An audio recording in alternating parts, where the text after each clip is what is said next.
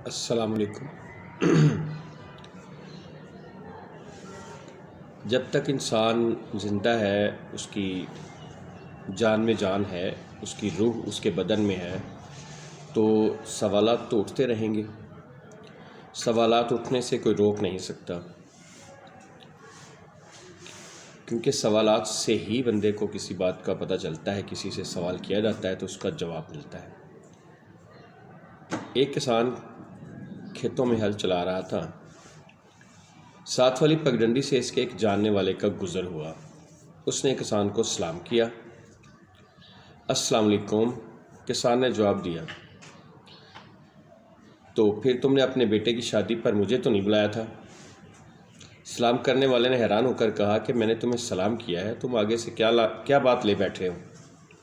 کسان نے جواب دیا، وہ بہترین جوابوں میں سے ایک ایسی چیز ہے اور ایسا جواب ہے جو ہر جگہ، ہر موقع، ہر صورتحال میں کام آتا ہے۔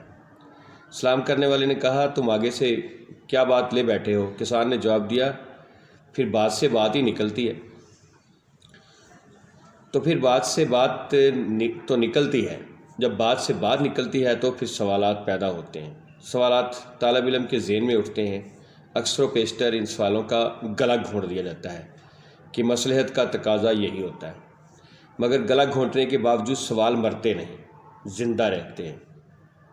سوال یہ ہے کہ کوئی تو ان سوالوں کے جواب دے۔ مثلاً چند سوالات ملاحظہ فرمائیے۔ چین اور بھارت ایک دوسرے کے دشمن ہیں، اور دشمنی بھی معمولی نہیں، شدید ہے۔ آئے دن سرحدوں پر پٹاخ ہوتی رہتی ہے۔ اس کے باوجود تجارت دونوں ملکوں میں ہو رہی ہے اور زور و شور سے مسلسل ہو رہی ہے۔ گزشتہ سال 2022 میں صرف اپریل اور اکتوبر کے دوران دونوں ملکوں کے درمیان 69 ارب ڈالر کی تجارت ہوئی۔ تائیوان اور چین کے درمیان سخت ترین دشمنی ہے۔ چین کی ون چائنا پالیسی واضح ہے اور وہ تائیوان کو الگ ملک نہیں بلکہ چین کا حصہ ہی سمجھتا ہے۔ چین اپنے دوست ملکوں سے بھی یہی پالیسی چاہتا ہے۔ اس کے باوجود چین اور تائیوان میں تجارت ہو رہی ہے۔ دونوں ملکوں کے درمیان آزاد تجارتی معاہدہ کام کر رہا ہے، جسے economic cooperation frame work agreement کہا جاتا ہے۔ اس کا مقصد یہ ہے کہ دو طرفہ تجارت پر کم سے کم محصول اور ٹیکس لگائے جائیں۔ 2021 میں دونوں ملکوں کے درمیان 166 ارب ڈالر کی تجارت ہوئی۔ سوال جو طالب علم کے ذہن میں اٹھتا ہے وہ یہ ہے کہ اگر چین اور بھارت ایک دوسرے کے ساتھ تجارت کر سکتے ہیں، اور اگر چین اور تائیوان ایک دوسرے کے ساتھ تجارت کر سکتے ہیں، تو پاکستان اور بھارت کیوں نہیں کر سکتے؟ چین اور بھارت کے درمیان جو سرحدی تنازع ہیں وہ جوں کے توں ہیں، پھر بھی تجارت ہو رہی ہے۔ چین تائیوان کو الگ ملک کے طور پر تسلیم ہی نہیں کرتا، پھر بھی تجارت ہو رہی ہے۔ پاکستان اور بھارت تجارت کریں تو کیا ہو جائے گا؟ باہمی تجارت نہ ہونے سے پاکستان کو کیا فائدہ ہو رہا ہے؟ اسرائیل کا جھگڑا بنیادی طور پر عربوں کے ساتھ ہے۔ ترکی کے صدر اردوان ہر موقع پر عالم اسلام کے رہنما کے طور پر ابھرے ہیں، مگر ترکی اور اسرائیل کے درمیان تجارت ہو رہی ہے۔ 2021 کے دوران ترکی نے 6.36 ارب ڈالر کی اشیاء اسرائیل کو برآمد کیں۔ ترکی نے اسرائیل کو تسلیم بھی کیا ہوا ہے۔ استنبول اور تل ابیب کے درمیان ہفتہ وار پروازوں کی تعداد 162 ہے۔ انڈونیشیا نے اسرائیل کو تسلیم نہیں کیا ہوا، مگر 2021 میں انڈونیشیا نے 163 ملین ڈالر کی اشیاء اسرائیل کو برآمد کیں۔ اور یہ تو پوری دنیا کو پتہ ہے کہ UAE اور بحرین نے اسرائیل کو تسلیم کر لیا ہے۔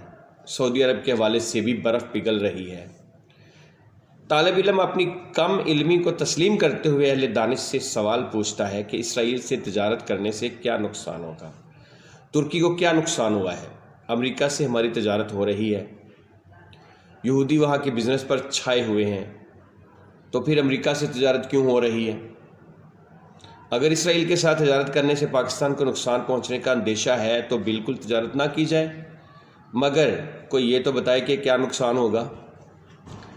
تمام بڑے بڑے مسلمان ملکوں میں مساجد ریاست کی تحویل میں ہیں۔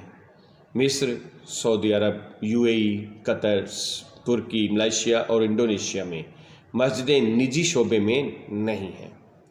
ان تمام ممالک میں ائمہ اور خطباء ریاست کی طرف سے تعینات ہوتے ہیں۔ خطبات کے موضوعات بھی ریاست ہی طے کرتی ہے تاکہ فرقہ واریت کو کنٹرول کیا جا سکے۔ پاکستان میں ایسا کیوں نہیں ہو سکتا؟ اس وقت ہماری مساجد کی اکثریت الا ماشاء اللہ مسلکی بنیادوں پر مصروف کار ہے۔ تکفیر بھی کم نہیں۔ اگر مساجد ریاست کی تحویل میں آ جائیں تو خطبات کے موضوعات کے ذریعے معاشرے کی اصلاح کی جا سکتی ہے۔ اس لکھنے والے نے ایک بار نماز جمعہ ڈیفنس لاہور کی ایک مسجد میں ادا کی۔ مولانا صاحب کی تقریر ایک خوشگوار جھونکے کی طرح محسوس ہوئی۔ انہوں نے شادی بیاہ کی فضول رسموں اور ناروا اخراجات سے اپنے سننے والوں کو روکا۔ معلوم ہوا کہ انتظامیہ نے یہی موضوع طے کیا تھا اور سمت متعین کی تھی کہ شادی بیاہ کے حوالے سے لوگوں کی اصلاح کی جائے۔ اس وقت ڈیفنس اور بحریہ کی آبادیوں میں مساجد کو انتظامیہ کی تحویل میں رکھنے کا کامیاب تجربہ کیا جا رہا ہے۔ امام اور مؤذن کسی محلے یا مسجد کمیٹی کے کنٹرول میں نہیں، نہ ہی انہیں اپنی تنخواہ کے لیے کسی چندے کا دست نگر ہونا پڑتا ہے۔ ہر تھوڑے یا مناسب عرصے کے بعد ان کا کسی دوسری مسجد میں تبادلہ کر دیا جاتا ہے۔ یوں گروپ بازی کا استحصال بھی ہو جاتا ہے۔ جب مساجد کو ریاست کی تحویل میں لانے کی بات کی جائے تو اس کے خلاف ایک دلیل دی جاتی ہے کہ شرق اوسط کے ملکوں میں اگر مساجد ریاست کی تحویل میں ہے تو وہاں تو نظام بھی موروثی بادشاہت کا ہے، پھر وہ نظام بھی لائیے۔ مگر ترکی، ملائیشیا اور انڈونیشیا میں تو موروثی بادشاہت نہیں ہے، وہاں بھی مساجد ریاست کی تحویل میں ہے۔ تقسیم کے بعد بھارت میں کئی نئے صوبے وجود میں آئے۔ صوبہ وہاں ریاست کہلاتا ہے۔ آسام کو 4 ریاستوں میں تقسیم کر دیا گیا۔ پنجاب میں سے ہریانہ اور ہماچل پردیش کی ریاستیں نکالی گئیں۔ بہار کو تقسیم کر کے جھارکھنڈ ریاست بنائی گئی۔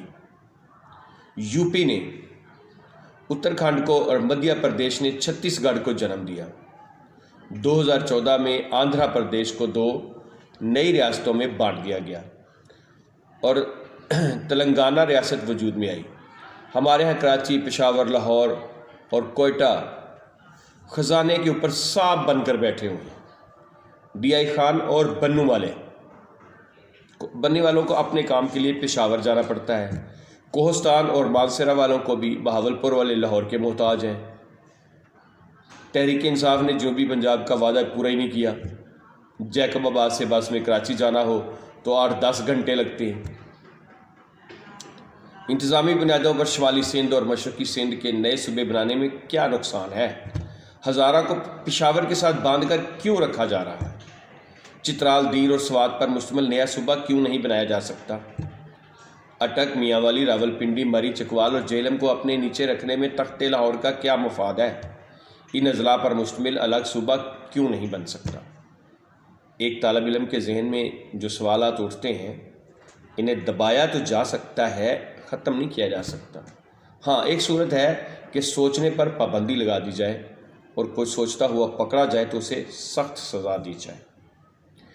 دنیا کے بہت سارے ممالک کی ہمارے سامنے مثالیں ہیں۔